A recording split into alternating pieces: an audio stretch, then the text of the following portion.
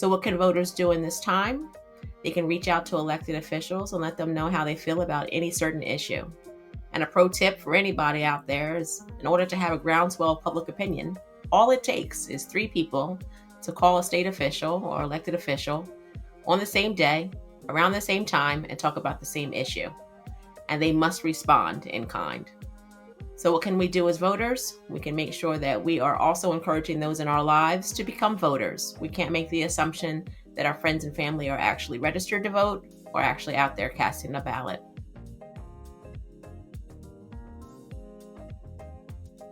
Far too often, people believe that presidential elections are the most important elections. It's typically the only election some people ever vote in. Local elections matter and they impact our daily lives quickly.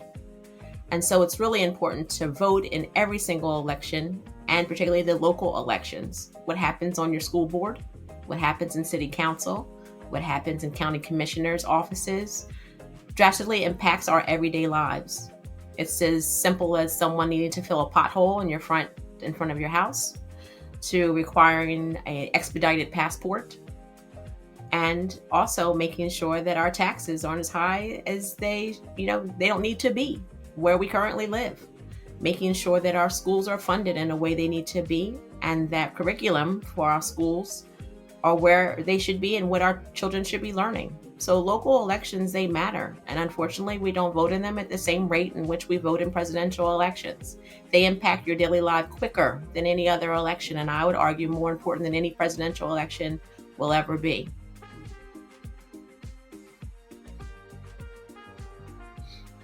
That's a tough question about where people can find information that is accurate and truthful. We're in an age of misinformation and disinformation, and having to overcome that has been a challenge.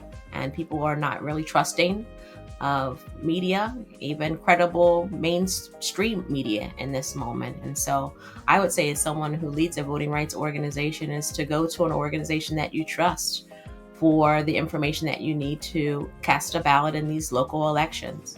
And so for you, that could be your local chapter of an NAACP that is putting out information about nonpartisan information about who's running for these various elections in these local elections. It could be the League of Women Voters. It could be Common Cause in your area.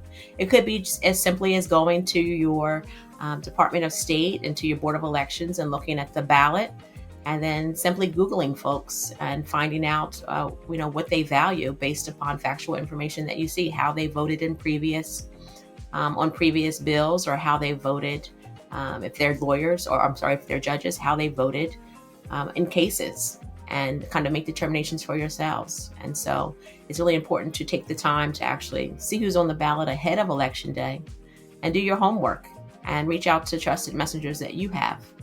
If you believe in organizations, grassroots organizations that have been factual with you over the years, continue to do that. Continue to reach out to and watch mainstream media if this is still something in which you're truly believing. Misinformation and disinformation continues to spread, and we have to overcome that. And just because something is repeated multiple times doesn't make it the truth.